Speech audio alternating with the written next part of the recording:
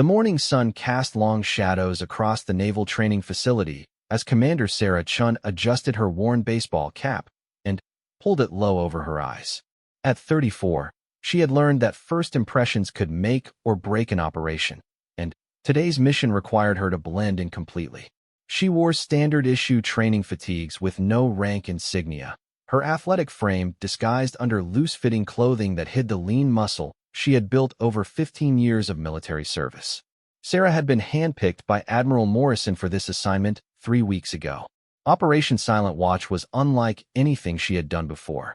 Instead of leading troops into combat zones or conducting covert operations behind enemy lines, she would be evaluating the newest class of Navy SEAL candidates during their Hell Week training. But there was a catch that made this assignment particularly sensitive. None of the instructors, candidates, or support staff would know her true identity. The Navy had been receiving concerning reports about hazing, discrimination, and safety violations at the training facility. Several candidates had been hospitalized with injuries that seemed excessive even for SEAL training standards. 2 female candidates from the previous class had filed formal complaints about sexual harassment and physical abuse that went beyond authorized training protocols. The brass needed an inside look at what was really happening during the most grueling week of SEAL training, and Sarah's reputation for objectivity and her extensive special operations background made her the perfect candidate for the job.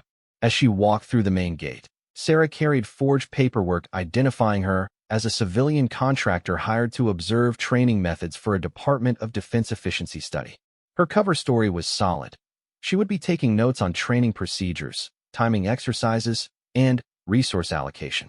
To everyone else, she was just another bureaucrat with a clipboard, invisible and insignificant. The training facility buzzed with activity as the sun climbed higher. Instructors barked orders at candidates who were already showing signs of exhaustion despite being only 2 days into Hell Week. Sarah positioned herself near the main training field where she could observe the morning's activities. She pulled out a notebook and began writing, playing her part perfectly. Class 247 consisted of 43 candidates who had made it this far through the rigorous SEAL training program. Among them were 3 women, including Petty Officer Jessica Martinez, a former college athlete from Texas whose determination had impressed even the toughest instructors during the previous phases of training. Sarah watched as the candidates lined up for their morning inspection, noting the subtle but unmistakable signs of favoritism and bias that began to emerge. Instructor Chief Petty Officer Marcus Webb commanded the training field with the authority of someone who had seen combat and survived to tell about it. His weathered face and scarred hands told the story of 15 years of special operations. But Sarah noticed something in his demeanor that troubled her. The way he looked at the female candidates wasn't professional evaluation. It was barely concealed contempt mixed with something more sinister. The morning's first exercise was a timed run followed by surf torture, where candidates would lie in the frigid Pacific Ocean while waves crashed over them. Sarah watched as Webb deliberately assigned the 3 female candidates to the most exposed position on the beach, where the waves were strongest and the rocks were sharpest. When Martinez raised her hand to question the positioning, Webb's response was swift and brutal. "You got something to say, sweetheart?" Webb's voice carried across the beach, dripping with sarcasm. "Maybe you think your pretty face should get special treatment? This is the real world, princess. If you can't handle getting a little wet, maybe you should go back to playing house." The other candidates shifted uncomfortably as Webb continued his tirade, but none dared to speak up. Sarah made careful notes, documenting not just what was said but the body language of everyone involved.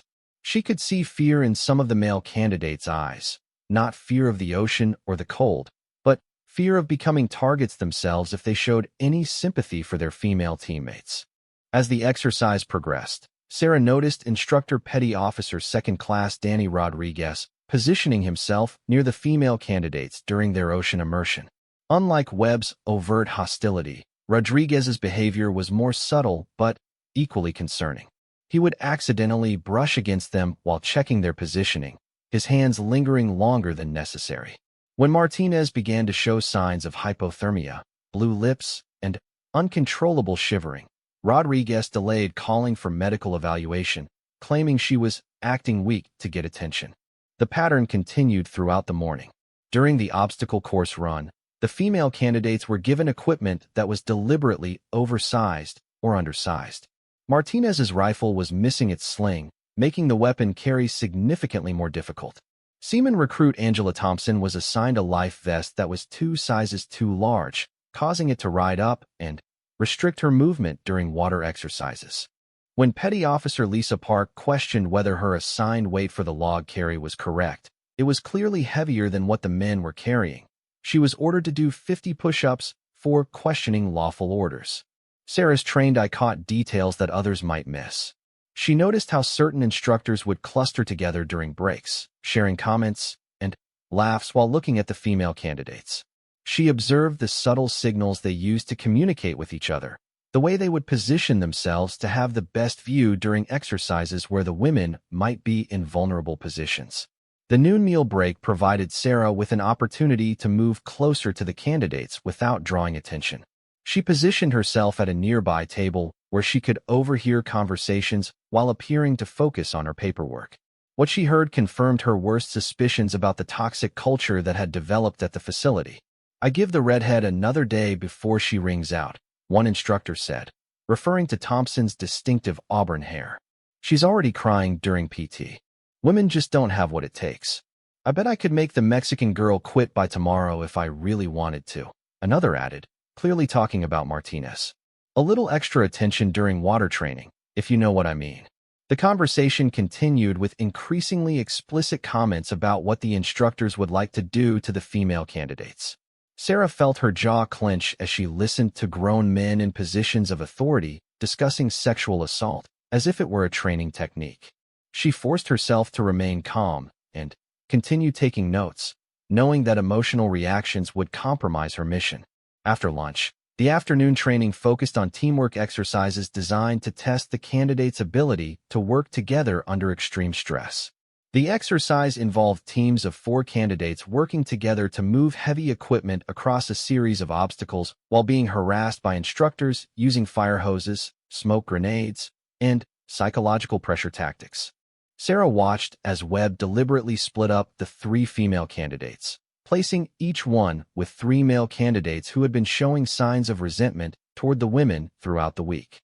The teams were unbalanced by design, with some receiving newer equipment while others struggled with gear that was clearly in poor condition. Martinez found herself teamed with 3 candidates who had been vocal about their belief that women didn't belong in SEAL training. As her team approached the first obstacle, a wall climb requiring coordinated lifting and spotting, Sarah could see the male candidates hesitating to provide the necessary support. When Martinez needed a boost to reach the top of the wall, her teammates were slow to respond, causing her to fall backwards onto the concrete. The fall should have resulted in an immediate medical evaluation. Martinez had landed hard on her shoulder and was clearly in pain. But Webb dismissed her injury as typical female drama and ordered her to continue the exercise. Sarah made detailed notes about the incident, including the exact time, weather conditions, and the names of all personnel involved. As the exercise continued, the harassment intensified. Rodriguez began using the fire hose to target the female candidates specifically, hitting them with water pressure that was clearly excessive. The force was strong enough to knock Thompson off her feet twice, sending her sliding across the muddy training ground. When she struggled to get back up due to the oversized life vest that kept riding up around her head, Rodriguez laughed and made crude comments about her appearance. The psychological pressure tactics used by the instructors crossed professional lines repeatedly throughout the afternoon. Webb would lean in close to the female candidates and make personal comments designed to humiliate and demoralize them. He questioned their sexuality, their relationships with family members, and their motivations for wanting to become SEALs. The comments were delivered in low voices that the other candidates couldn't hear clearly, but Sarah's position allowed her to catch most of what was being said. "Your daddy issues won't help you here, sweetheart," Webb whispered to Park during one particularly difficult obstacle. "Real men don't want broken little girls who need to prove something. You're just taking up space that belongs to someone who actually deserves it."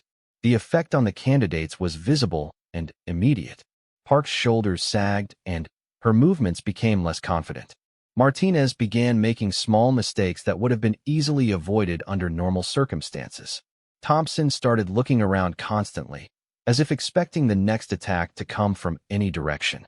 What troubled Sarah most was the reaction of the other candidates and instructors. Rather than intervening or reporting the inappropriate behavior, they either ignored what was happening or actively participated in the harassment. Some of the male candidates began mimicking the instructor's behavior, making their own crude comments and accidentally bumping into the women during exercises. As the afternoon sun began to set, the final exercise of the day was announced. The candidates would be participating in a simulated combat scenario that involved crawling under live fire. Blank ammunition fired over their heads while they navigated through a muddy course filled with obstacles and challenges. It was one of the most dangerous exercises in SEAL training, requiring precise coordination between the candidates and the instructors manning the weapons. Sarah felt her pulse quicken as she observed the setup for the exercise. The safety protocol seemed adequate on paper, but she could see several concerning details in the actual implementation. The barriers designed to protect the candidates from accidental injury were positioned incorrectly in some areas. The instructors assigned to fire control didn't seem to be communicating effectively with each other. Most troubling of all, she noticed that the 3 female candidates had been assigned to the section of the course with the least overhead protection. As the candidates lined up for the exercise, Sarah positioned herself where she could observe both the firing positions and the course itself. She noticed Rodriguez checking his weapon with a smile that made her skin crawl. Webb was pointing out the female candidates' positions to the other instructors, his gestures suggesting something more than routine safety briefing. The exercise began with a whistle blast that sent all 43 candidates crawling forward into the muddy course. The sound of blank ammunition filled the air as the instructors began their covering fire pattern. Sarah tracked the movement of the candidates through her binoculars, paying special attention to the 3 women who were now separated from their male counterparts by the design of the course. For the first few minutes, everything proceeded according to protocol. The candidates made steady progress through the obstacles while the instructors maintained their firing pattern overhead. But, as the exercise continued, Sarah began to notice subtle changes in the instructor's behavior. The weapons fire that was supposed to be random began to concentrate more heavily on the areas where the female candidates were moving. Martinez was the first to notice the change. As she crawled under a low barrier, the blank rounds began impacting the mud around her with increasing frequency. The sound was deafening, and the muzzle flashes created a strobe effect that made it difficult to see the obstacles ahead. She paused, looking up toward the firing positions with confusion and growing alarm. "Keep moving." Webb's voice boomed across the training ground. "This isn't a Sunday picnic. Move with purpose." But Sarah could see what Martinez was experiencing. The blank rounds were being fired directly at her position rather than over her head as prescribed by safety protocols. While blank ammunition wouldn't penetrate skin at the distances involved, the hot gases and debris could cause serious burns and eye injuries. The margin for error was being deliberately eliminated. Thompson found herself in an even worse situation. The barriers she needed to crawl under had been modified since the morning inspection, creating a space that was barely wide enough for her body. As she struggled to squeeze through the opening, Rodriguez began concentrating his fire on the area directly above her. The hot brass casings from his weapon were falling onto her back and legs, burning through her uniform and causing her to cry out in pain. Park had made it furthest through the course when disaster struck. As she approached the final obstacle, a climb over a tall barrier while remaining low enough to avoid the overhead fire, Webb suddenly adjusted his firing position. Instead of maintaining the prescribed safety angle, he lowered his weapon until the muzzle blast was directed almost horizontally across the top of the barrier. The change in firing angle created a dangerous situation that violated every safety protocol in the manual. Park found herself trapped on the barrier with no safe way to proceed.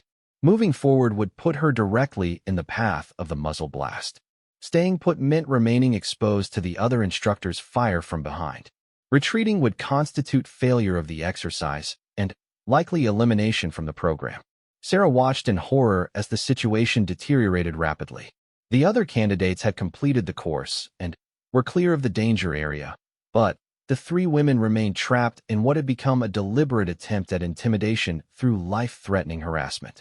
The blank ammunition might not be lethal at these distances, but the psychological trauma and potential for serious injury were very real. As Park hesitated on the barrier, trying to decide between safety and success, Webb made the decision for her. He deliberately lowered his weapon another degree and increased his rate of fire, sending hot gases and debris directly toward her position. Park lost her grip on the barrier and fell backward onto the muddy ground, landing hard enough to knock the wind out of her lungs. The exercise should have been stopped immediately. Protocol required medical evaluation anytime a candidate was injured during live fire training. But Webb continued the exercise, ordering Park to get up and complete the course while maintaining the dangerous firing angle that had caused her fall in the first place. Sarah had seen enough. She knew that intervening directly would blow her cover and compromise the larger investigation, but she also couldn't stand by and watch while three dedicated service members were deliberately put in danger by the very people who were supposed to be training them. She began moving toward the course control station, where she could report a safety violation without revealing her true identity. As she approached the control station, Sarah heard Rodriguez's voice over the radio communication system that linked all the instructors. "Think they've had enough yet?" he asked with obvious amusement. "The blonde looks ready to quit." Sarah Chen woke before dawn on her second day of observation, the sound of rain drumming against her window in the temporary quarters she had been assigned. The weather would make today's training even more challenging for the candidates, and based on what she had witnessed yesterday, she knew the female candidates would face additional obstacles that had nothing to do with legitimate military training. After reviewing her notes from the previous day, Sarah prepared her gear for another day of covert observation. She had spent the early morning hours drafting a preliminary report for Admiral Morrison, documenting the safety violations and discriminatory treatment she had witnessed. But she knew she needed more evidence before taking action that would reveal her true identity and potentially compromise the broader investigation. The breakfast mess hall buzzed with the quiet conversations of exhausted candidates trying to fuel their bodies for another day of punishment. Sarah positioned herself where she could observe the interactions between the three female candidates and their instructors. What she saw confirmed her growing concerns about the systematic nature of the harassment they faced. Martinez sat alone at a corner table, her left shoulder visibly favoring the injury she had sustained during yesterday's fall. Despite the obvious pain she was experiencing, no medical evaluation had been conducted. When she had approached the duty medic after the evening meal, she was told that minor bumps and bruises were part of SEAL training and that seeking medical attention for such injuries showed lack of mental toughness. Thompson and Park sat together at another table, their conversation conducted in hushed tones that suggested they were aware of being watched. Sarah could see the stress etched in their faces, dark circles under their eyes, tension in their shoulders, and the hyper-vigilant scanning behavior that combat veterans developed in hostile territory. These women were exhibiting signs of psychological stress that went far beyond the normal pressure of SEAL training.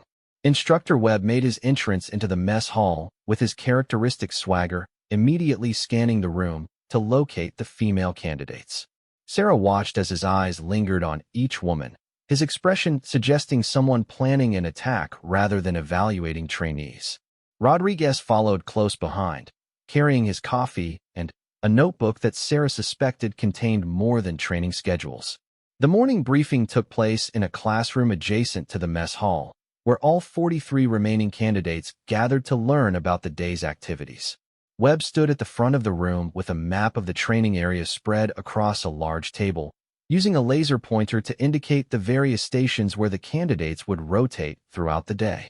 "Today we're going to test your ability to perform under extreme stress and fatigue," Webb announced, his voice carrying the authority of absolute command. "You'll be moving through 6 stations that will challenge every aspect of your training: swimming, weapons handling, medical scenarios, navigation, communications, and team leadership." Sarah noticed that while Webb explained the general structure of the day's training, he provided no specific details about safety protocols, medical support, or the criteria that would be used to evaluate performance. for legitimate military training. Such briefings typically included detailed safety information and clear performance standards. The vagueness of Webb's briefing suggested that the day's activities would be subject to the instructor's arbitrary judgments rather than objective military standards. As the candidates filed out of the classroom to begin their rotations, Sarah observed the subtle but deliberate way the female candidates were separated from their peer group.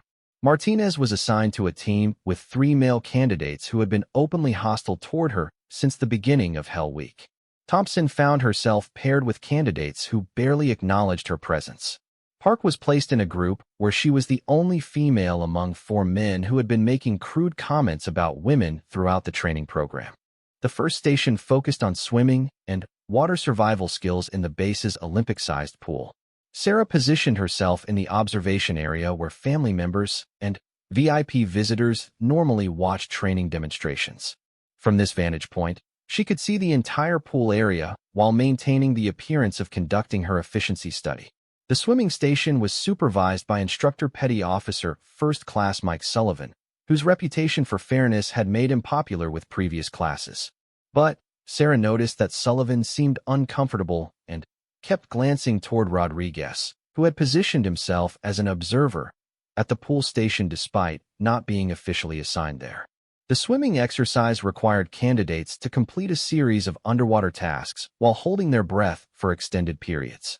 Each candidate was required to swim to the bottom of the 12-foot deep pool, retrieve a weight, and return to the surface before moving to increasingly difficult challenges.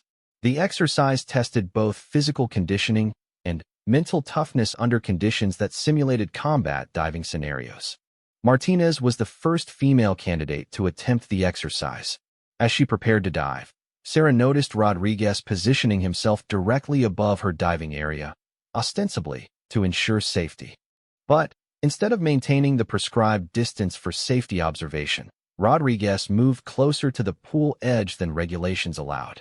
When Martinez descended toward the pool bottom, Rodriguez began using the rescue hook, normally reserved for emergency situations, to create turbulence in the water around her. The disturbance made it significantly more difficult for her to locate the target weight and maintain her position underwater. As her air supply began to run low and she started ascending toward the surface, Rodriguez moved the hook directly into her path, forcing her to alter course and use precious additional air. Martinez broke the surface gasping and clearly distressed, but Rodriguez immediately ordered her to repeat the exercise for failing to demonstrate proper technique. Sullivan started to object, pointing out that her performance had been within acceptable parameters, but Rodriguez cut him off with a sharp reminder about the chain of command and the authority of senior instructors. The second attempt went worse than the first. Rodriguez now had Thompson assist him in monitoring safety, which meant 2 instructors were actively interfering with Martinez's ability to complete the exercise. They used their rescue equipment to create waves and disturbances that made the underwater work nearly impossible. When Martinez surfaced after her second attempt, she was visibly struggling with exhaustion and beginning to show signs of panic. "Maybe swimming isn't your strong suit, sweetheart," Rodriguez commented loud enough for all the candidates to hear. "There's no shame in admitting when you're not cut out for this kind of work. Some people are just naturally suited for different things." Sarah documented every detail of the interaction, noting the deliberate interference with legitimate training and the psychological manipulation designed to undermine Martinez's confidence. She also observed the reaction of the other candidates, many of whom were clearly uncomfortable with what they were witnessing but afraid to speak up for fear of becoming targets themselves. Thompson's turn at the swimming station revealed an even more disturbing pattern of harassment. Before she entered the water, Rodriguez conducted an unnecessarily thorough equipment check that involved inappropriate touching under the guise of adjusting her gear. When Thompson tried to step back from the unwanted contact, Rodriguez grabbed her arm and made a comment about maintaining military bearing during equipment inspection. The swimming exercise itself became an exercise in sexual harassment disguised as training evaluation. Rodriguez provided a running commentary on Thompson's body as she swam, making crude observations about her physical appearance and questioning whether she was built for underwater work. His comments were delivered in a tone that suggested professional evaluation, but the content was clearly intended to humiliate and demoralize her. When Thompson completed the exercise successfully on her first attempt, Rodriguez declared that her technique was sloppy and ordered her to repeat it. The second attempt was equally successful, but Rodriguez found new reasons to criticize her performance. By the third attempt, Thompson was exhausted and beginning to make the small errors that fatigue creates, giving Rodriguez the excuse he had been looking for to declare her performance substandard. Park's experience at the swimming station confirmed Sarah's suspicions that the harassment was coordinated rather than spontaneous. Before Park even entered the water, Rodriguez and Webb had a brief conversation that Sarah couldn't hear, but could clearly observe through their body language and gestures. Whatever they discussed, it resulted in Rodriguez making several adjustments to the exercise equipment and positioning. When Park began her underwater task, she immediately encountered problems that the previous candidates hadn't faced. The weight she was required to retrieve had been moved to a position where it was partially hidden under pool equipment, making it significantly more difficult to locate. The underwater lighting had been adjusted to create shadows that obscured the target area. Most concerning of all, the pool circulation system had been activated, creating currents that made it nearly impossible to maintain position while working underwater. Park struggled through 3 attempts at the exercise, each one more difficult than the last as Rodriguez made additional adjustments to increase the challenge. By the time she finally completed the task to his satisfaction, she was exhausted and demoralized, having expended far more energy than any of the male candidates had been required to use. The pattern continued throughout the morning as the candidates rotated through the various training stations. At the weapons handling station, the female candidates were given equipment that had been deliberately sabotaged in subtle ways. Martinez's rifle had been fitted with a scope that was improperly zeroed, making accurate shooting nearly impossible. Thompson's ammunition was mixed with blanks that would create feeding problems in her weapon. Park's protective equipment was damaged in ways that weren't immediately visible but would become apparent during the stress of live fire exercises. The medical training station presented its own opportunities for harassment and discrimination. The scenario involved treating simulated combat casualties under time pressure while instructors created distractions and stress through noise, smoke, and verbal harassment. The female candidates found themselves facing medical scenarios that were significantly more complex than those given to their male counterparts, with additional complications that had no basis in legitimate training objectives. Martinez was required to treat a casualty who had been instructed to be uncooperative and to make sexually suggestive comments during treatment. When she tried to maintain professional boundaries while providing medical care, the casualty, actually another instructor in civilian clothes, became increasingly aggressive and inappropriate. Martinez was expected to continue providing medical treatment while enduring harassment that would constitute assault in any other context. Thompson faced a different but equally challenging scenario. Her casualty was positioned in a way that required her to place herself in compromising positions to provide effective medical care. The instructors used this as an opportunity to make crude comments about her posture and positioning, turning a medical training exercise into an opportunity for sexual humiliation. Park's medical scenario included complications that were designed to be unsolvable within the time limits provided. No matter how quickly or efficiently she worked, she was set up to fail. When she pointed out that the medical supplies she had been given were insufficient for the injuries she was supposed to treat, she was criticized for making excuses and lacking initiative. The afternoon brought the team leadership rotation, where candidates were given command of small units and required to accomplish objectives while dealing with equipment failures, time pressure, and hostile interrogation by instructors. This station had historically been one where exceptional candidates could demonstrate their leadership potential and distinguish themselves from their peers. For the female candidates, the leadership exercises became showcases for the depth of discrimination they faced. When Martinez was given command of a 4-person team, 2 of her team members were instructed to question her authority and refused to follow her orders. The scenario was designed to test leadership under adversity, but the level of insubordination she faced went far beyond legitimate training parameters. The team members were openly disrespectful, making comments about taking orders from women and suggesting that her leadership position was the result of political correctness rather than merit.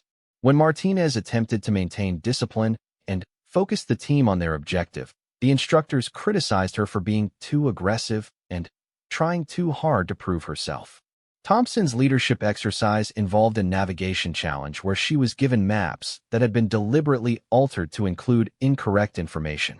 When her team became lost due to the faulty intelligence, she was held personally responsible for the failure despite having no way to know that her basic tools had been sabotaged. The exercise was designed to make her appear incompetent regardless of her actual leadership abilities. Park faced perhaps the most challenging leadership scenario of all. Her team was composed entirely of candidates who had been vocal about their opposition to women in SEAL training. These men had been selected specifically because they would be unlikely to follow her orders effectively. The objective she was given required unanimous cooperation from team members who had been encouraged to undermine her authority at every opportunity. As the afternoon progressed, Sarah documented instance after instance of systematic discrimination and harassment. The pattern was clear and undeniable. The female candidates were facing challenges that had nothing to do with legitimate military training and everything to do with forcing them to quit the program. The most disturbing aspect of what Sarah observed wasn't just the harassment itself, but the institutional support it received. When Sullivan, the one instructor who seemed uncomfortable with the treatment of female candidates, attempted to provide fair evaluation and equal treatment, he was quickly overruled by his senior colleagues. Other instructors who might have been inclined to intervene were clearly afraid of challenging the established culture. The candidates themselves were trapped in an impossible situation. The male candidates who wanted to support their female teammates faced the threat of becoming targets themselves. The women couldn't file complaints without being labeled as troublemakers who couldn't handle the pressure of SEAL training. The entire system was designed to maintain the harassment while providing plausible deniability for those responsible. As the day's training concluded and the candidates were dismissed for their evening meal, Sarah overheard a conversation between Webb and Rodriguez that confirmed her worst fears about the systematic nature of what was happening. "How much longer you think before they break?" Rodriguez asked, clearly referring to the female candidates. Webb's response was delivered with the casual tone of someone discussing the weather. "Martinez might last another day or two if she's stubborn. The blonde is already looking shaky, probably tonight or tomorrow morning. The quiet one might be tougher, but she won't last the week."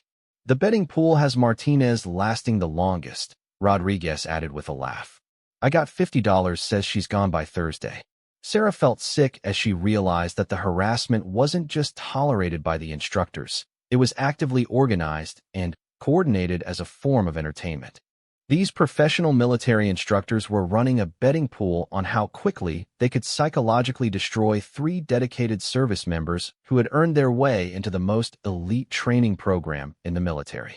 As she walked back to her quarters through the cool evening air, Saturday third morning of Sarah's investigation dawned gray and overcast, with fog rolling in from the Pacific Ocean to blanket the training facility in a thick mist that would provide additional cover for questionable activities. Sarah had barely slept, her mind racing with the implications of what she had documented and the difficult decisions that lay ahead. Her encrypted communication with Admiral Morrison the previous evening had been brief, but telling. The Admiral's response indicated that her initial findings were even more serious than the Navy brass had anticipated, and that she was authorized to take whatever action she deemed necessary to protect the safety of the candidates. However, Admiral Morrison had also emphasized the importance of gathering sufficient evidence to ensure that any disciplinary action would be comprehensive and permanent. As Sarah prepared for another day of observation, she noticed increased activity around the instructor's quarters. Through her window, she could see Webb, Rodriguez, and several other instructors engaged in what appeared to be a planning session. Their body language and the material spread across their table suggested they were developing something more elaborate than the standard training exercises she had observed over the past 2 days.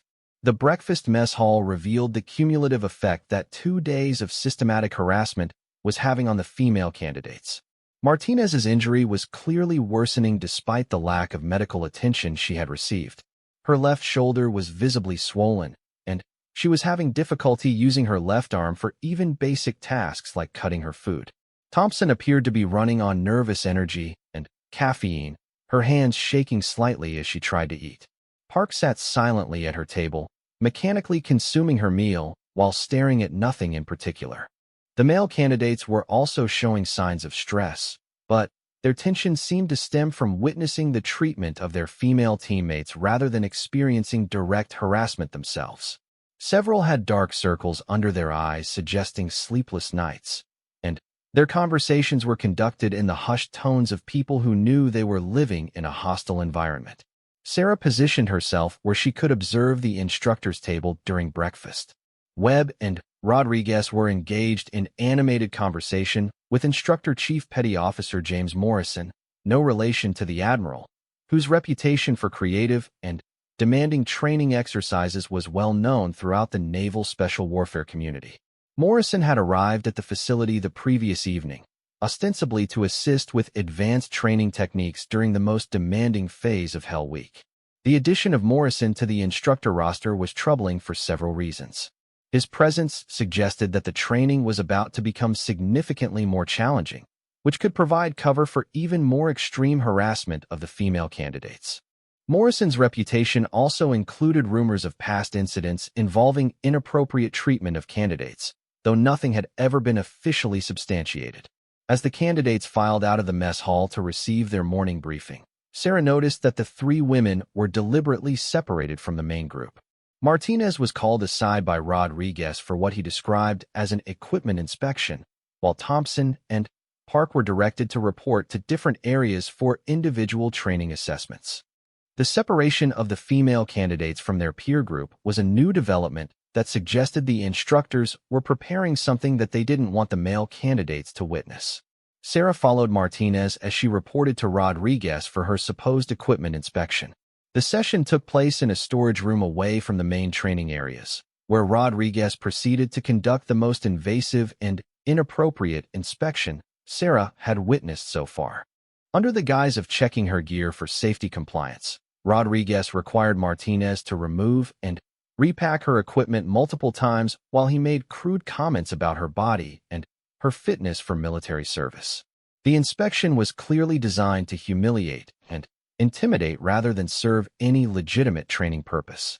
Rodriguez used the opportunity to invade Martinez's personal space, touching her inappropriately while claiming to adjust her gear.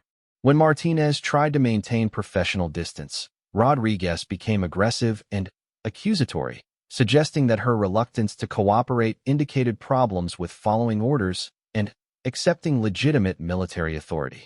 Meanwhile, Thompson was undergoing her individual assessment, with Morrison in the facility's medical training area.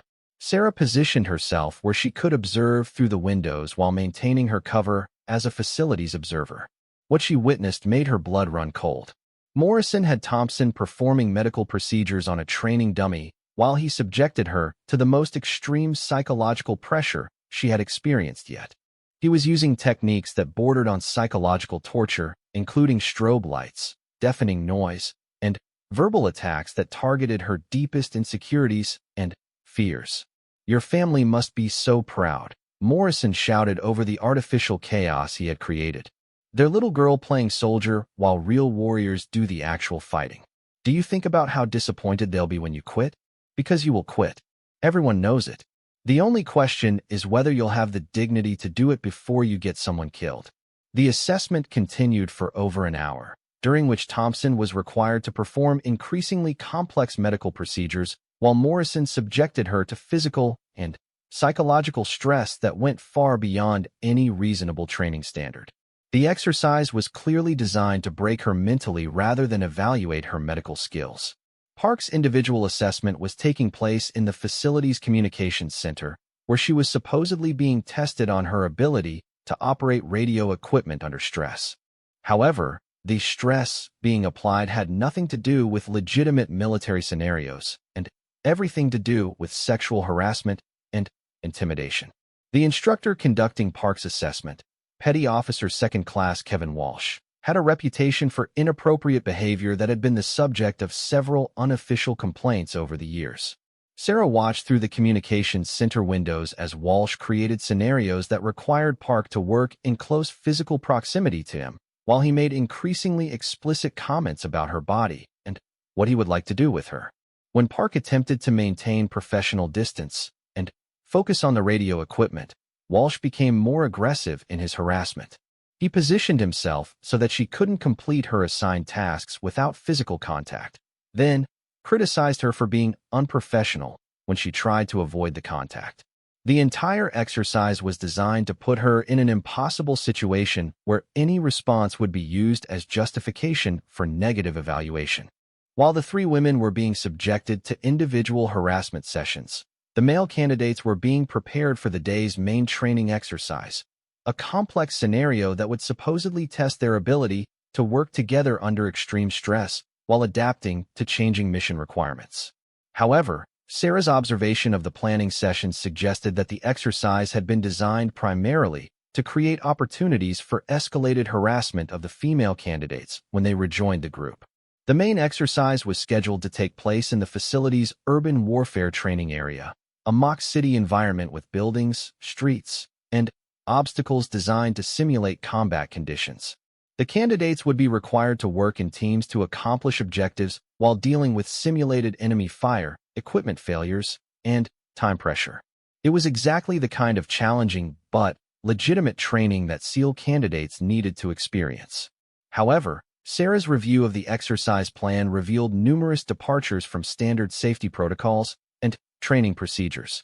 The scenarios assigned to teams that included female candidates were significantly more dangerous and complex than those assigned to all-male teams. The equipment allocated to mixed-gender teams was older and more prone to failure. Most troubling of all, the instructor assignments put Webb, Rodriguez, and Morrison in direct control of all scenarios involving the three women. As the individual assessment sessions concluded and the candidates reassembled for the main exercise briefing, Sarah could see the psychological toll that the morning's activities had taken on the female candidates. Martinez was moving more carefully due to her untreated shoulder injury and the stress of her humiliating equipment inspection. Thompson appeared shaken and distracted by her psychological assessment with Morrison. Park's normally confident demeanor had been replaced by a wariness that suggested someone expecting attack from any direction. The briefing for the urban warfare exercise was conducted in the facility's main classroom, with Webb providing an overview of the scenarios while Rodriguez and Morrison offered additional details about specific objectives and challenges.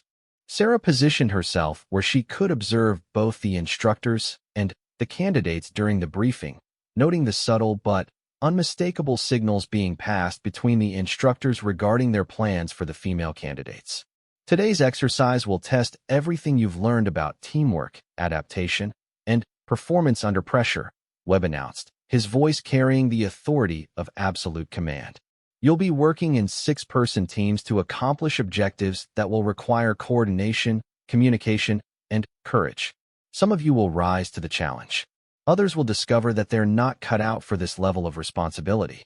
As Webb outlined the general structure of the exercise, Sarah noticed that he made repeated eye contact with the three female candidates, his expression suggesting someone delivering a threat rather than providing training instructions. The scenarios he described were complex and demanding, requiring the kind of teamwork and trust that the systematic harassment had been designed to undermine.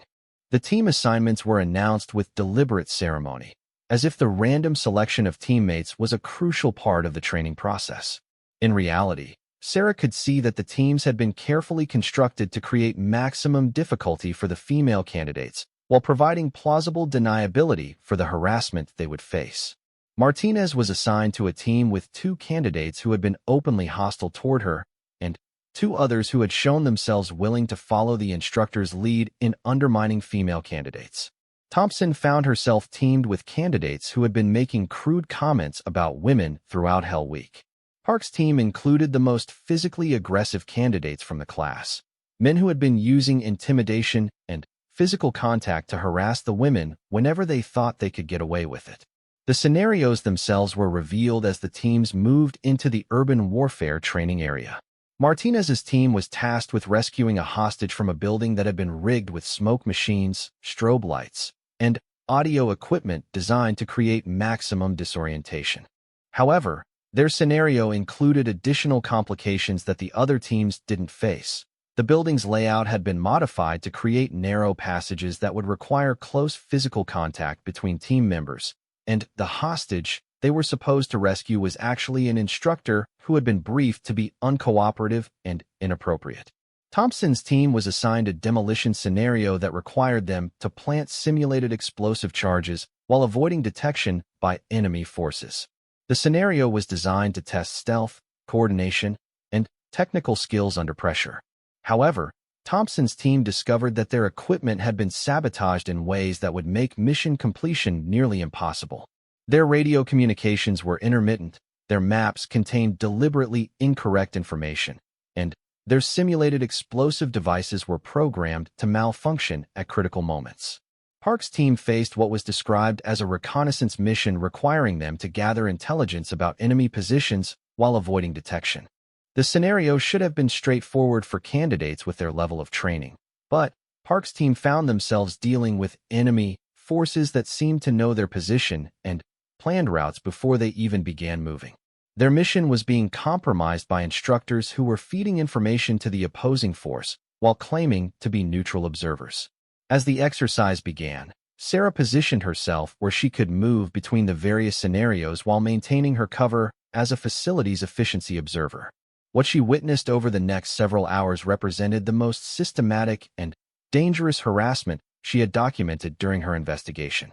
Martinez's team entered their assigned building to discover that the scenario had been designed as an elaborate trap. The narrow passages that supposedly required close teamwork actually forced inappropriate physical contact in an environment where the female candidate had no escape route. The hostage they were supposed to rescue, revealed to be Instructor Walsh, immediately began making sexually explicit demands of Martinez while her teammates were required to watch and supposedly provide security. The smoke machines and strobe lights created an environment of sensory overload that made it impossible to maintain situational awareness or proper safety protocols. In the confusion, Martinez's teammates began to accidentally touch her inappropriately while claiming they were trying to navigate the building layout. When she objected to the contact, they accused her of not being a team player and of putting the mission at risk with her complaints. The psychological pressure was compounded by audio equipment that played recordings of combat sounds mixed with sexually explicit commentary directed specifically at Martinez. The recordings were designed to simulate the stress of combat while simultaneously subjecting her to sexual harassment that would be illegal in any civilian workplace. Thompson's demolition scenario revealed an even more sinister level of planning and coordination among the instructors. Her team's communications equipment had been modified to allow instructors to monitor their conversations and provide real-time harassment during the mission. As Thompson tried to coordinate with her teammates to complete their objectives, instructor voices came through their radios making crude comments about her body and her fitness for military service. The simulated explosive devices that Thompson's team was required to plan had been programmed to provide fake failure messages that would force her to expose herself to additional harassment while attempting to troubleshoot the problems. Each time a device malfunctioned, Thompson was required to remain in vulnerable positions for extended periods while male instructors assisted her with repairs that involved unnecessary physical contact. The maps and intelligence materials provided to Thompson's team had been deliberately falsified to lead them into areas where additional instructors were waiting to subject them to harassment under the guise of enemy contact. When the team followed their assigned routes, they encountered enemy forces that specifically targeted Thompson with harassment that went far beyond the bounds of legitimate training scenarios. Park's reconnaissance mission became an exercise in systematic stalking and intimidation. Her team's movements were being tracked by instructors who used their knowledge of the team's position to create a series of increasingly threatening encounters. The enemy forces that Park's team was supposed to avoid were actually instructors who had been given detailed information about their planned routes and objectives. Each time Park's team attempted to gather intelligence or move to a new position, they found themselves confronted by instructors who subjected Park to harassment while her teammates were forced to watch. The scenarios were designed to make her feel completely exposed and vulnerable while providing her male teammates with clear examples of what could happen to them if they supported her too openly. As the afternoon progressed, the harassment escalated beyond anything Sarah had witnessed during her previous days of observation. The urban warfare training environment provided numerous opportunities for instructors to isolate and intimidate the female candidates away from witnesses, while the complex scenarios made it difficult for anyone to distinguish between legitimate training pressure and deliberate abuse. Sarah found herself moving constantly between the different scenarios, documenting incidents of harassment while struggling with the knowledge that her intervention was becoming inevitable. The systematic nature of the abuse was now undeniable, and the physical and psychological toll on the three women was becoming dangerous. Martinez was showing signs of severe exhaustion and stress beyond what even Hell Week should produce. Her untreated shoulder injury was affecting her ability to perform basic tasks, and the psychological pressure was causing her to make errors that put both herself and her teammates at risk. When she attempted to signal for a break or medical evaluation, she was told that doing so would constitute failure of the exercise and elimination from the program. Thompson was experiencing what appeared to be the early stages of panic attacks brought on by the sensory overload and psychological harassment she was experiencing. Her breathing was becoming rapid and shallow, and she was showing signs of disorientation that went beyond normal training stress. The instructors were interpreting her distress as evidence that she wasn't suitable for SEAL training rather than recognizing it as the predictable result of the abuse they were subjecting her to. Sarah Chin stood before her bathroom mirror in the pre-dawn darkness, making final preparations for what she knew would be the most important day of her career. After 3 days of documenting systematic abuse and harassment, she had reached the point where maintaining her cover meant becoming complicit in ongoing crimes against 3 dedicated service members who deserved protection rather than persecution. Her encrypted communication with Admiral Morrison had been brief, but decisive. The Admiral's response had given her full authority to reveal her identity and take whatever action was necessary to protect the candidates and preserve evidence of the institutional failure they had uncovered. The Navy was prepared to support her decisions, no matter how dramatic they might prove to be. Sarah opened her carefully concealed equipment case and withdrew items she hadn't used since arriving at the facility. Her commander's insignia felt heavy in her hands as she pinned them to her collar, transforming herself from anonymous observer to military authority. Her sidearm, which she had carried concealed throughout her investigation, now rode openly on her hip as regulation required for officers conducting official duties. The transformation from Sarah the efficiency expert to Commander Chun, special operations veteran and official investigator, was both physical and psychological. As she adjusted her uniform and checked her equipment, she felt the familiar clarity that came before difficult operations. Today she would be confronting predators who had used their authority to prey on those they were supposed to protect, and she was prepared for whatever resistance they might offer. The morning briefing was scheduled for 0600 hours in the main classroom, where Webb typically outlined the day's training activities while the candidates tried to prepare themselves mentally for another round of systematic abuse disguised as elite military training. Sarah knew that this briefing would be different from any the instructors had conducted before. As she walked across the facility toward the classroom building, Sarah observed the candidates emerging from their quarters for what they expected to be another day of harassment and discrimination. Martinez was moving more slowly than usual, her shoulder injury clearly worsening from lack of medical attention and the additional stress of her treatment. Thompson appeared hollow-eyed and jittery, showing signs of sleep deprivation and psychological trauma. Park walked with the careful movements of someone expecting attack from any direction. The male candidates also showed signs of the stress that came from witnessing ongoing injustice while feeling powerless to intervene. Their conversations were muted, and their body language suggested people living in a hostile environment where speaking up could result in becoming targets themselves. Webb stood at the front of the classroom as the candidates filed in, his characteristic swagger more pronounced than usual as he prepared to outline what he expected to be another day of systematic harassment under the cover of legitimate training. Rodriguez flanked him on the left while Morrison positioned himself near the door, the three instructors forming a triangle of authority that dominated the room's atmosphere. Sarah entered the classroom last, her transformation from civilian observer to military commander immediately apparent to everyone present. The effect was instantaneous and dramatic. Webb's confident posture collapsed as he recognized the insignia on her collar and the authority they represented. Rodriguez stepped backward as if he had been struck, his face draining of color as he realized that their activities had been under official observation. "Attention!" Sarah's command voice filled the classroom with unmistakable authority. Every candidate snapped to attention with the automatic response drilled into them through months of military training.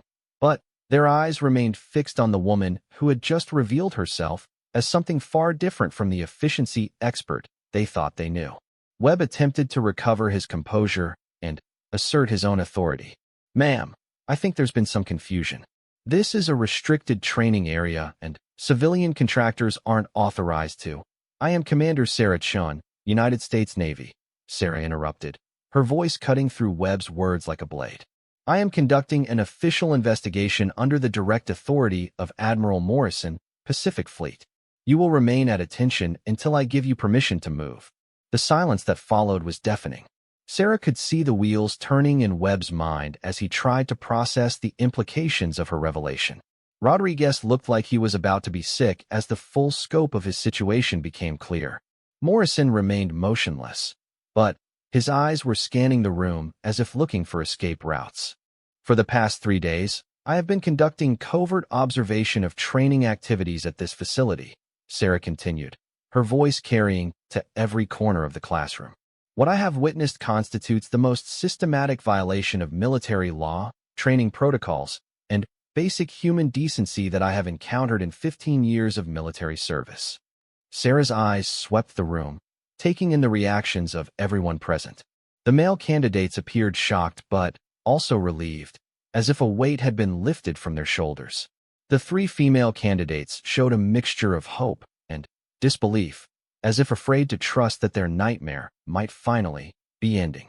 The harassment, discrimination, and abuse that have been perpetrated against Petty Officer Martinez, Seaman Recruit Thompson, and Petty Officer Park constitute criminal violations of the Uniform Code of Military Justice, Sarah announced.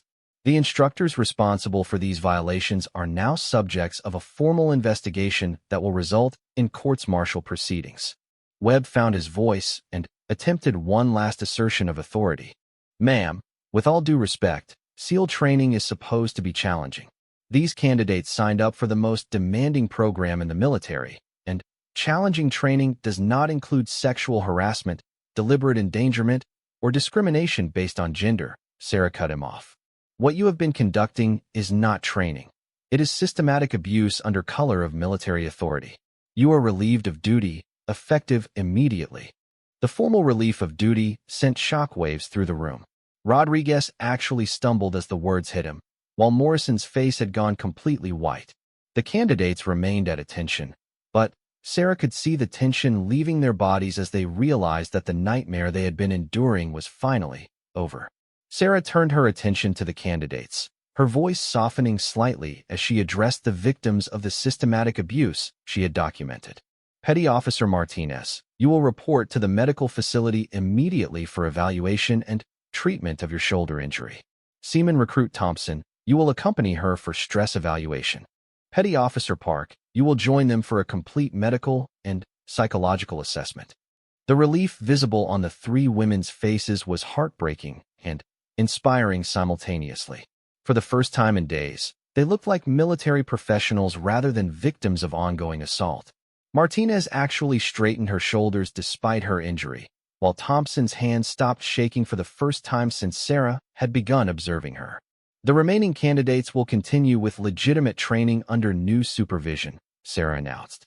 "Master Chief Petty Officer Harrison will be assuming command of this facility within the hour, and All training activities will be conducted according to proper military protocols. Sarah's reference to Master Chief Harrison sent another wave of reaction through the room.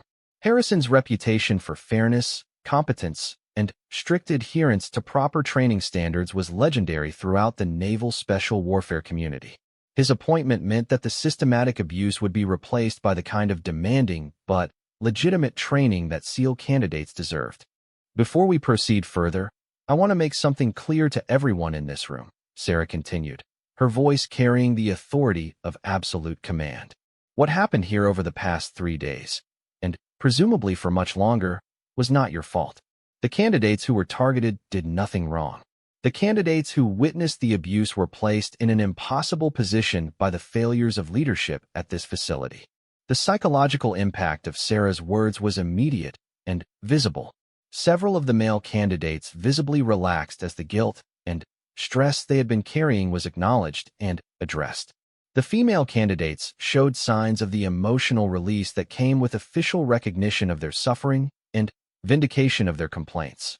However, Sarah's tone sharpened again. The culture that allowed this abuse to flourish will not be tolerated going forward. Any candidate or instructor who engages in harassment, discrimination, or abuse will be immediately removed from this program and face the full consequences of military justice. Webb made one final attempt to salvage his position. Commander, I think you may have misunderstood some of the training methods we use here. SEAL training has always pushed boundaries, and I have 15 years of special operations experience, Sarah interrupted, her voice cold with controlled anger. I know the difference between legitimate training and criminal abuse. I also know that you have been running a betting pool on how quickly you could force the female candidates to quit the program. The mention of the betting pool hit Webb like a physical blow.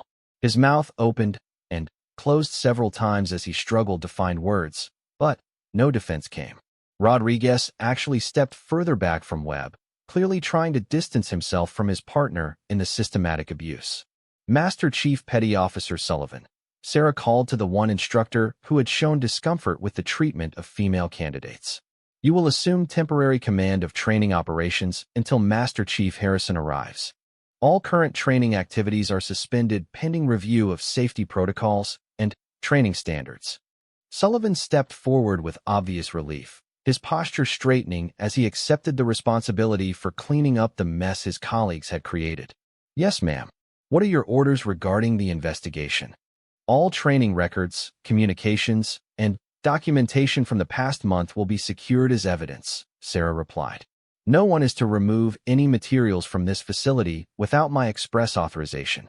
Naval Criminal Investigative Service personnel will be arriving within the hour to begin formal evidence collection. The mention of NCIS sent visible shockwaves through Webb, Rodriguez, and Morrison. They were clearly beginning to understand that this was not a disciplinary matter that would be handled quietly within the chain of command, but a criminal investigation that could result in federal charges and imprisonment. Instructors Webb, Rodriguez, and Morrison, Sarah's voice carried the finality of absolute authority. You are confined to quarters pending the arrival of NCIS personnel. You will surrender all facility keys, communication devices, and official materials immediately. Any attempt to contact colleagues, remove evidence, or interfere with this investigation will result in additional charges. The formal confinement marked the end of the instructor's reign of terror at the facility. Webb's swagger was completely gone, replaced by the hunched posture of someone facing the collapse of his career and possible imprisonment. Rodriguez appeared to be in shock, while Morrison stared straight ahead with the blank expression of someone whose world had just ended. As the relieved instructors filed out under Sullivan's supervision, Sarah turned her attention back to the candidates. The transformation in the room's atmosphere was dramatic. The oppressive tension that had characterized every gathering for days was replaced by something approaching normal military bearing. The investigation that brought me here was prompted by reports of systematic harassment and discrimination, Sarah told the assembled candidates. What I documented exceeded even our worst expectations. The behavior you witnessed and experienced was criminal, and those responsible will face appropriate consequences. Martinez raised her hand, seeking permission to speak. When Sarah nodded, The injured candidate's voice was steady despite everything she had endured. "Ma'am, will this affect our standing in the program? We've been told that filing complaints or failing to adapt to training conditions would result in elimination." Sarah's response was immediate and definitive. "Your standing in this program will be determined solely by your performance in legitimate training exercises conducted according to proper military standards. The harassment and abuse you experienced will not be held against you in any way. In fact, your ability to maintain military bearing and continue performing under those conditions demonstrates exactly the kind of resilience that makes outstanding special operations personnel." The visible relief that crossed Martinez's face was shared by her female teammates and many of the male candidates who had been struggling with guilt about their inability to intervene effectively. For the first time in days, the classroom felt like a place where military professionals were being trained rather than a hunting ground where predators stalked their victims. Thompson raised her hand tentatively. "Ma'am, what happens next? Will we be able to continue with Hell Week? Or Hell Week will continue under proper supervision with legitimate training that meets actual military standards," Sarah replied. "Master Chief Harrison has extensive experience with SEAL training, and he will ensure that you receive the challenging but fair evaluation you deserve. The goal is to determine who has what it takes to become a SEAL, not to systematically eliminate candidates based on gender or personal animosity."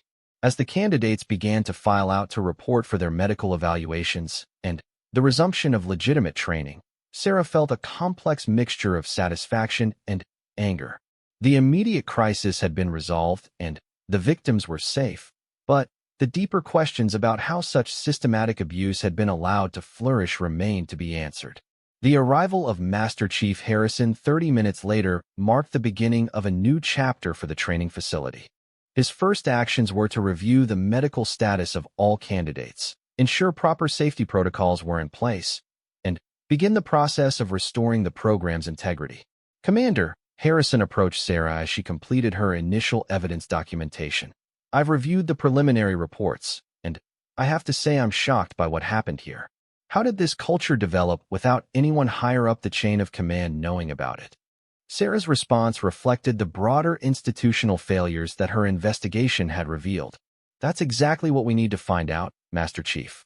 The systematic nature of the abuse suggests it had been going on for some time, and there should have been multiple opportunities for intervention before it reached this level."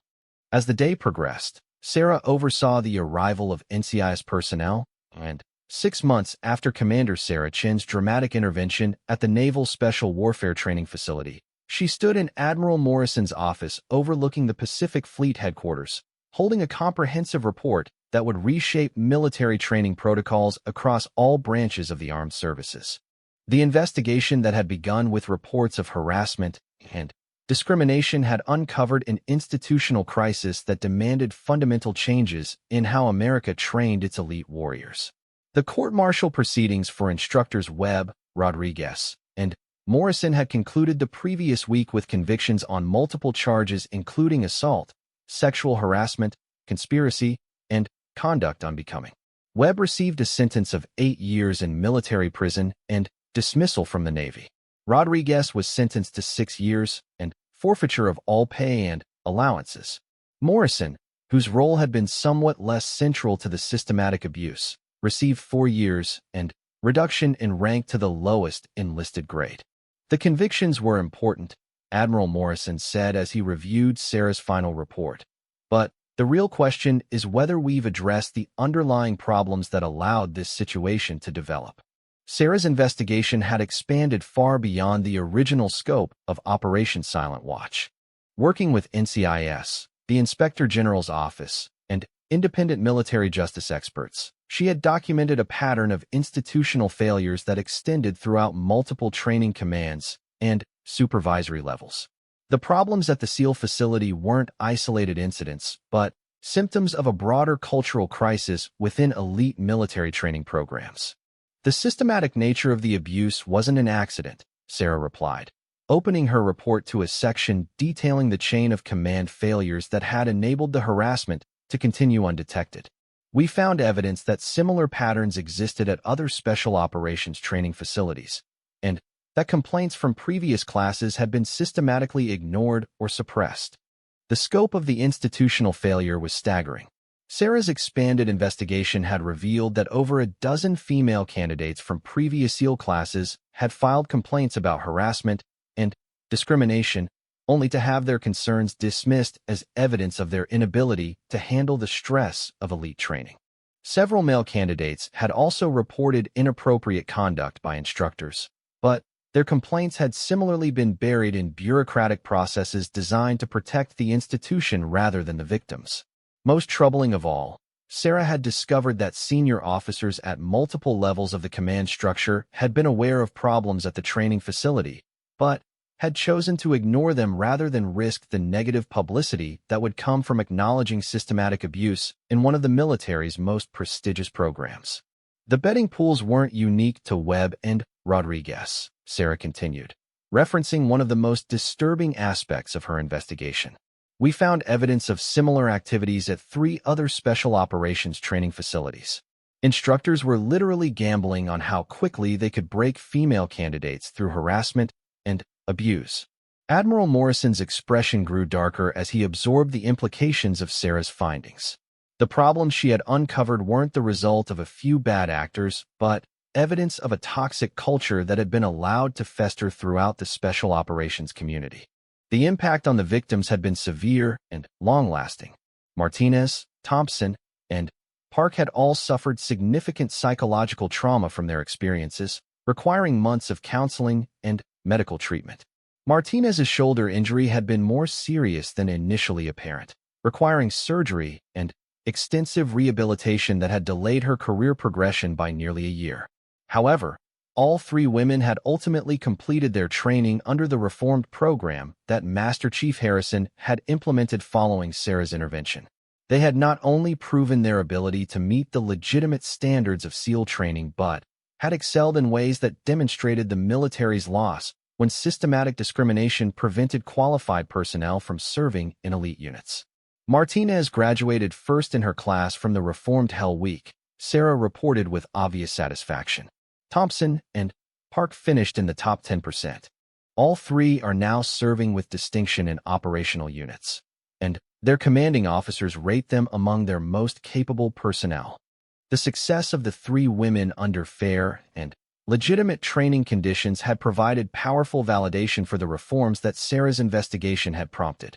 When systematic harassment and discrimination were eliminated, qualified candidates succeeded regardless of gender, demonstrating that the problems had never been about capability but about institutional bias and criminal misconduct.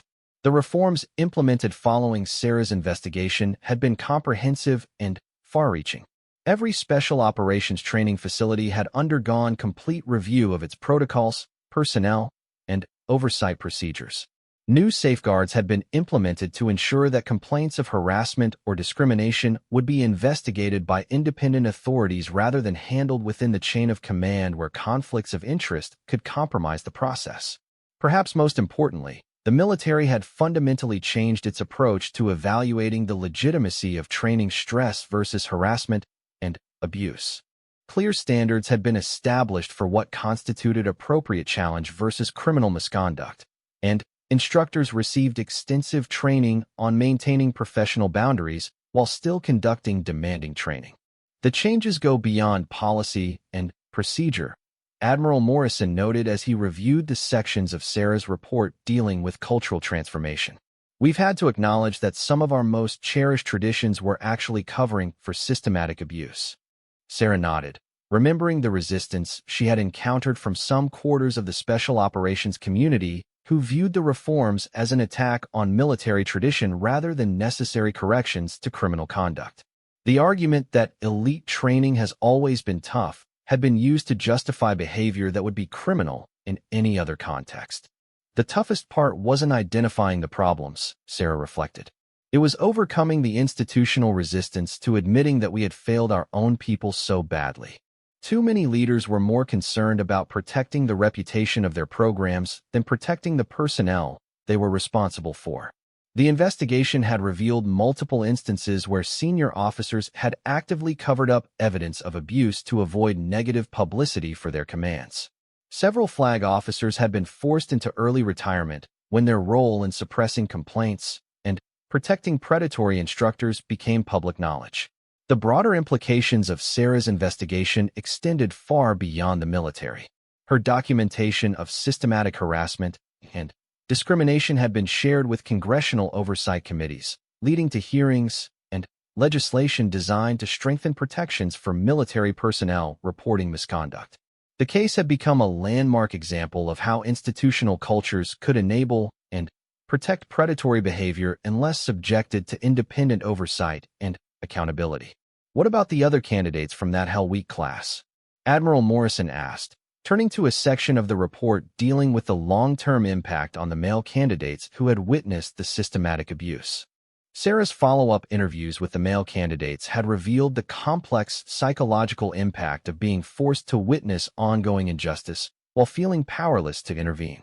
Many had struggled with guilt and anger about their inability to protect their female teammates, while others had been traumatized by the realization that the institution they had volunteered to serve was capable of such systematic cruelty. Most of them completed the program successfully, Sarah reported. But many needed counseling to deal with what they had experienced. Several have become advocates for reform within their units, using their experience to ensure that similar abuse never happens again. The male candidates' experiences had highlighted an often overlooked aspect of harassment and discrimination, the collateral damage inflicted on witnesses who were forced to participate in or observe systematic abuse. Their testimonies had been crucial in establishing the criminal nature of the instructor's conduct and in demonstrating how toxic cultures corrupted everyone they touched.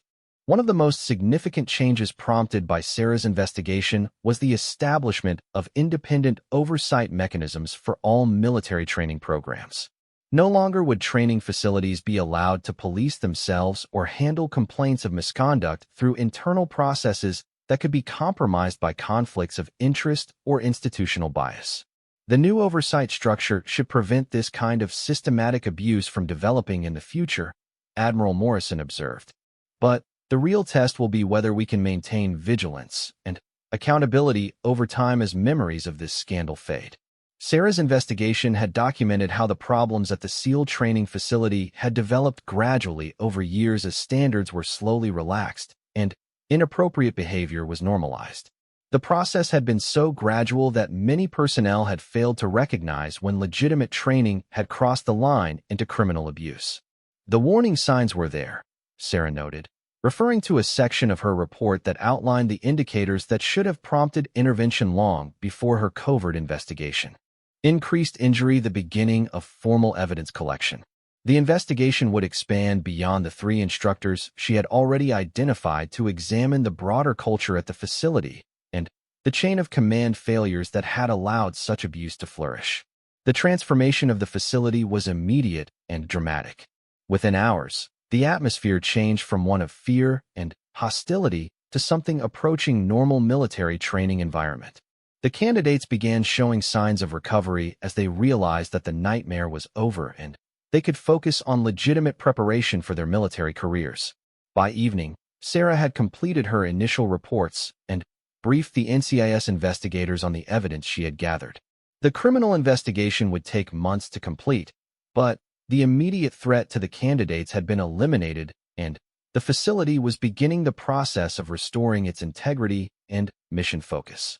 As she prepared for her final night at the facility before returning to brief Admiral Morrison, Sarah reflected on the broader implications of what she had discovered. The systematic abuse at the SEAL training facility represented a failure of leadership, oversight, and military culture that would require comprehensive reform to prevent from happening again. The 3 women who had been the primary targets of the harassment were receiving proper medical care and psychological support, and their military careers were back on track. The male candidates who had been forced to witness the abuse were also receiving counseling to help them process what they had experienced and move forward with their training. Tomorrow would bring new challenges as the investigation expanded and the military justice system began the process of holding the responsible parties accountable. But tonight, for the first time in days, the candidates at the SEAL training facility could sleep without fear of what tomorrow might bring. which the instructors were documenting as evidence of poor emotional control and inability to work effectively with male teammates.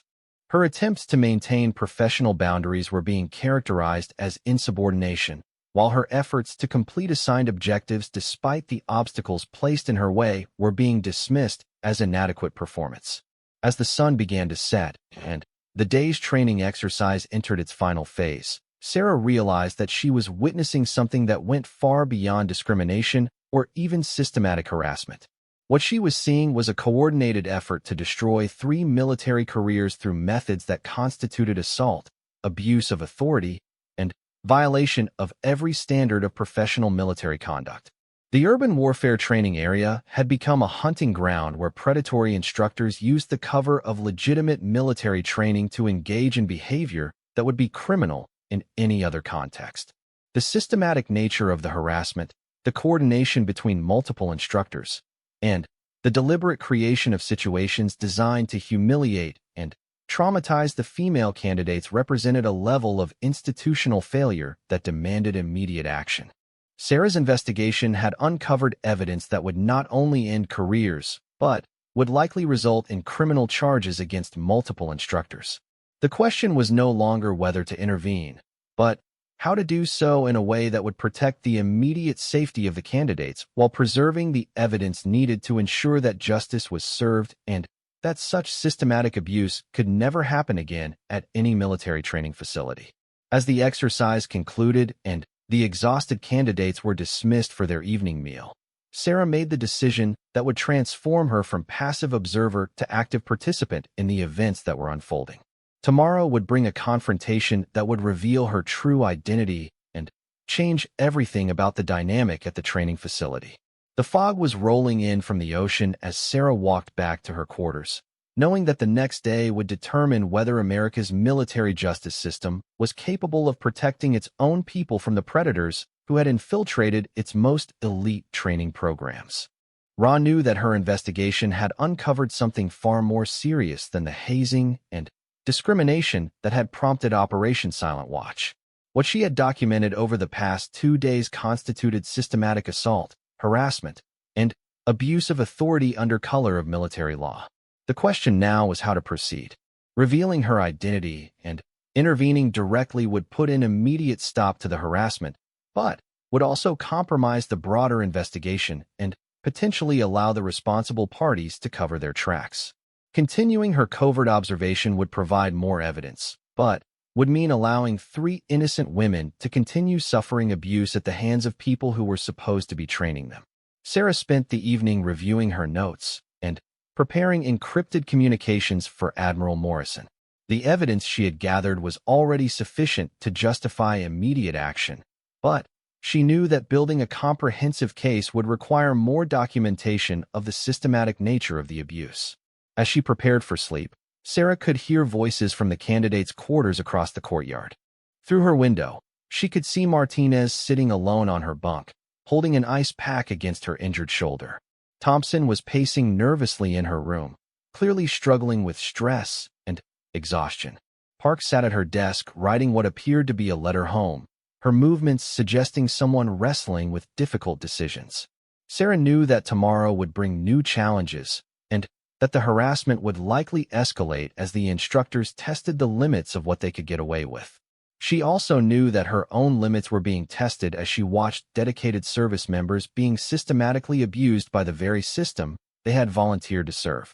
The rain continued to fall outside her window as Sarah Chun closed her notebook and prepared for another day of watching America's military training system fail the very people who deserved its protection most.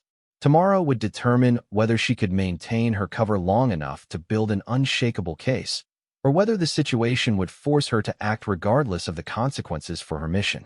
Webb's response came through clearly over the radio. "Not yet. Let's see what they're really made of. Maybe a little closer this time." The implication was clear. The instructors were deliberately using the training exercise as an opportunity to harass and endanger the female candidates. This wasn't training. It was assault under the cover of military authority. Sarah realized that what she was witnessing went far beyond the hazing and discrimination that had prompted her investigation. This was a systematic attempt to eliminate women from SEAL training through intimidation and physical danger. The afternoon's events had provided Sarah with more evidence than she had expected to gather in her first week of observation. But as she watched the 3 female candidates struggling to complete an exercise that had been deliberately modified to endanger them, she knew that her role as a passive observer was about to change dramatically. The sun was setting behind the coastal hills as the exercise finally ended, leaving 3 shaken women and 40 male candidates who had witnessed something that none of them would forget. Sarah packed up her notebook and prepared to return to her temporary quarters, knowing that tomorrow would bring new challenges and that her investigation had uncovered something far more dangerous than anyone had suspected. As she walked away from the training field, Sarah could hear Webb and Rodriguez discussing plans for the next day's activities. Their conversation suggested that the harassment was escalating and that tomorrow might bring even more dangerous situations.